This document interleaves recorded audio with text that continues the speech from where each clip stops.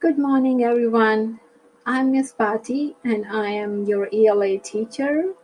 And we are going to learn some very cool and interesting stuff and the things that we need to understand when you go to the higher classes. You need to know what a theme is, what other literary techniques like irony and suspense, tone, alliteration. What are these literary devices used by an author or writer? So we are going to learn all these cool techniques used by poets, writers, and authors. So today we will start with the poem. It's a very simple poem, and it's based on Kenyan folklore. And the name of the poem is Huntsman. And you can see this image of Huntsman in the PowerPoint slideshow I have put on the screen for you.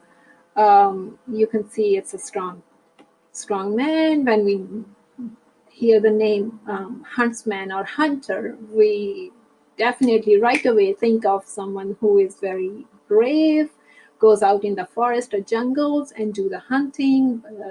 He must be very smart. That's why he gets things done as a hunter. So here is this hunter, and then I'll show you what a theme is. So theme is the main message of a composition. It can be a poem, a novel, a drama, a movie you watch, anything. Every piece of creation, every piece of literature has a message inside it that we need to understand to really appreciate that piece of um, composition. So theme is the main message. You can read it on the slideshow, what the author wants you to learn or know. That's what a theme is. A theme is a broad idea about life.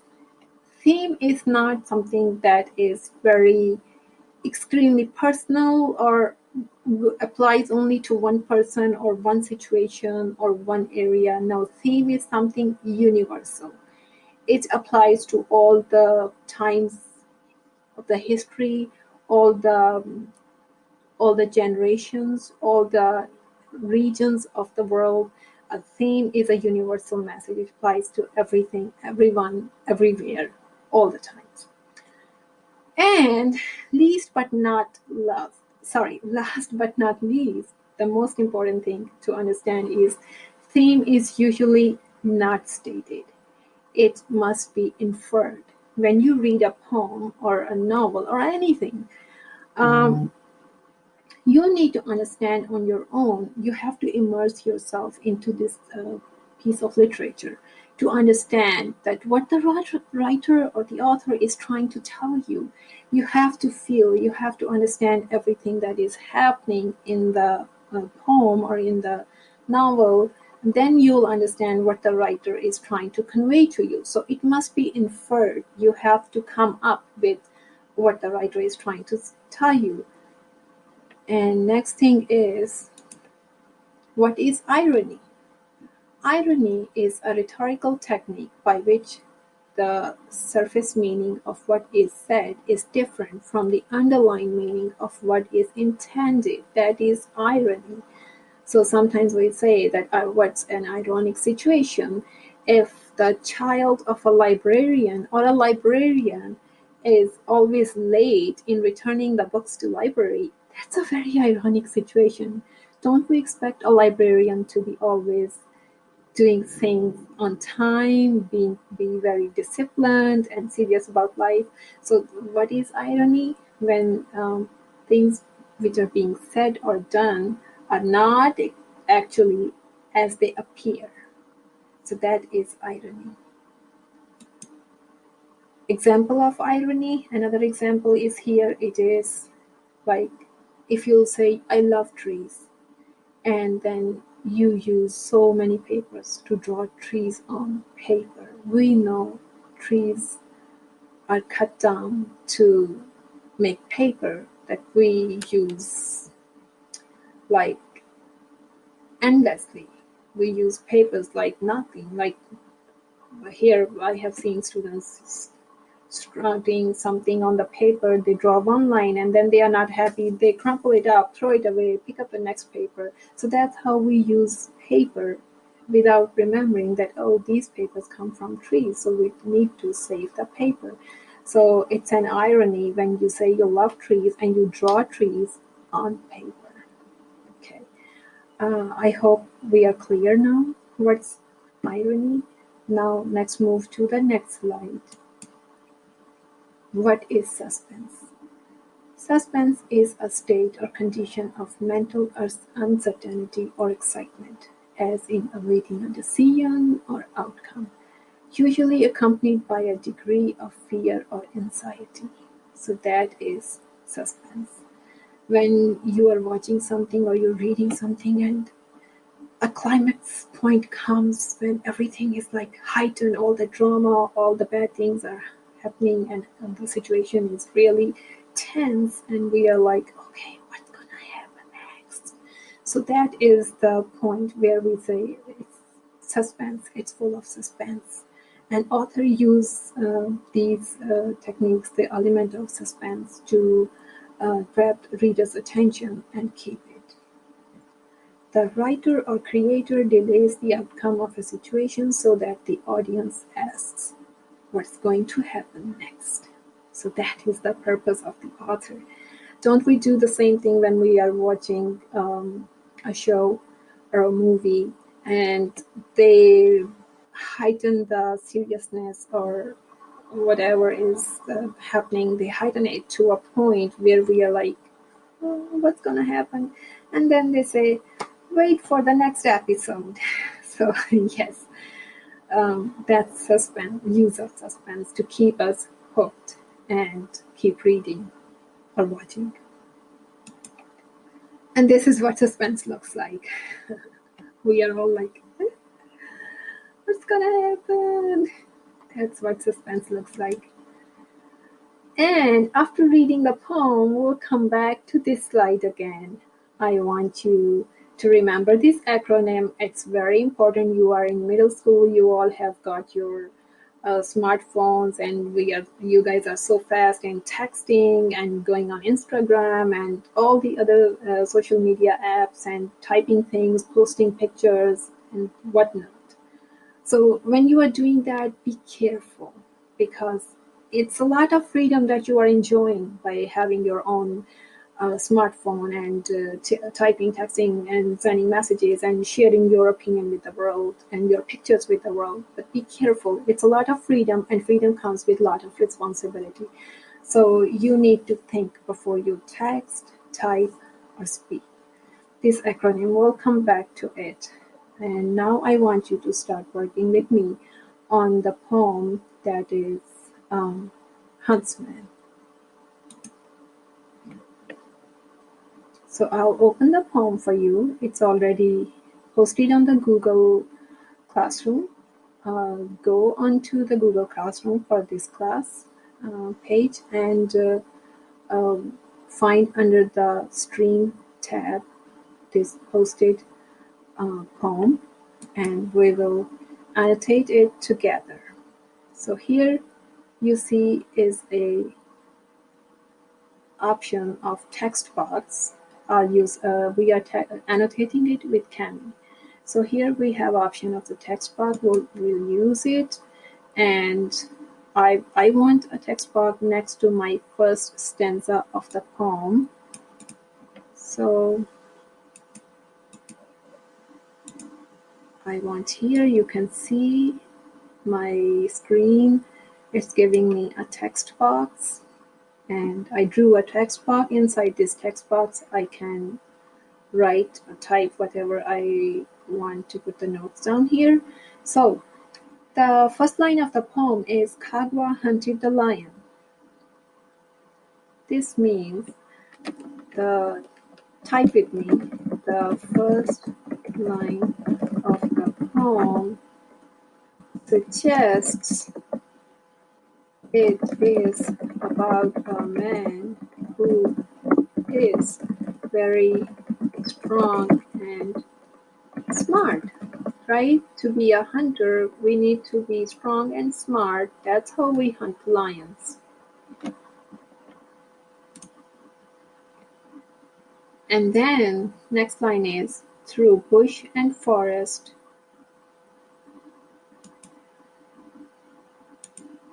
Through bush and forest went his spear.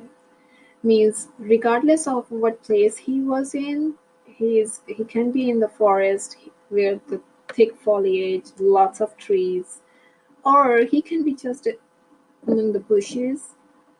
Anywhere, everywhere, he was a successful hunter. He would hunt down the lions wherever he is. His spear means his weapon that he would use to stab and kill the lions. His weapon was always to the point, and he was always very successful. Make annotations for this. His weapon always did the job regardless of wherever he was. Okay, and the next line is, one day he found the skull of a man. Oh, wow. A hunter in the forest. He's out to hunt lion. And what he comes across? Skull of a man. And he said to it, how did you come here? Yes, even if I were in that situation, I would do the same. I would be surprised. Skull of a man in a forest. So he said, how did you come here? The skull opened its mouth and said, huh? Skull opened its mouth? What's going on here? I just told you it's based on, this poem is based on Kenyan folklore, and all the folklores use a lot of supernatural elements, supernatural phenomena. So this is a supernatural phenomena happening here. It's the purpose is the poet wants our attention, wants our thinking cap on, like we start thinking, what's going on here? This is something very unusual.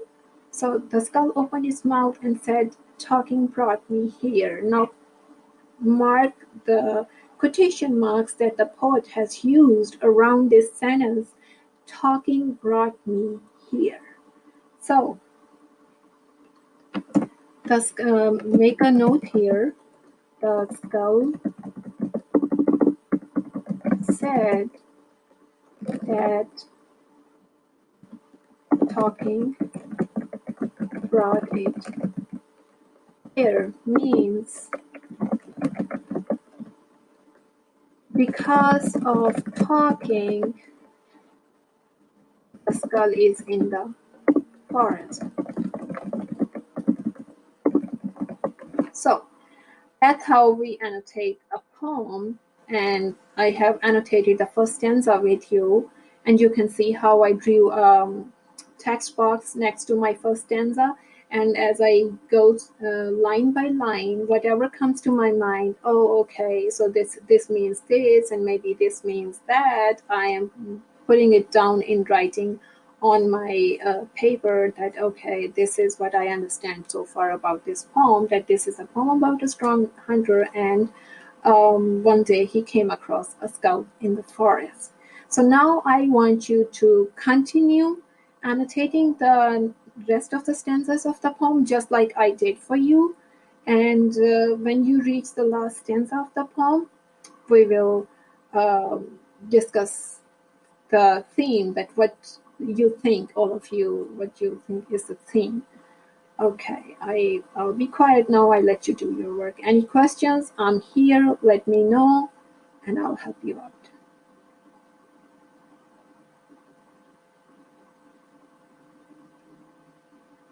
Okay, so I can see all of you working diligently on your poem annotation. Awesome work, everyone. I'm so happy and excited to be with such eager learners. Wonderful job, everyone. Okay, so who will tell me what they think, what you think is the theme of the poem? Yes. Yes, Braden, go ahead. Yes, very close. You're right. The theme of the poem you think is that the hunter was smart, but not very smart. That's why he got killed. I agree. Anyone else would add on to that? Yes, Sam. Go ahead.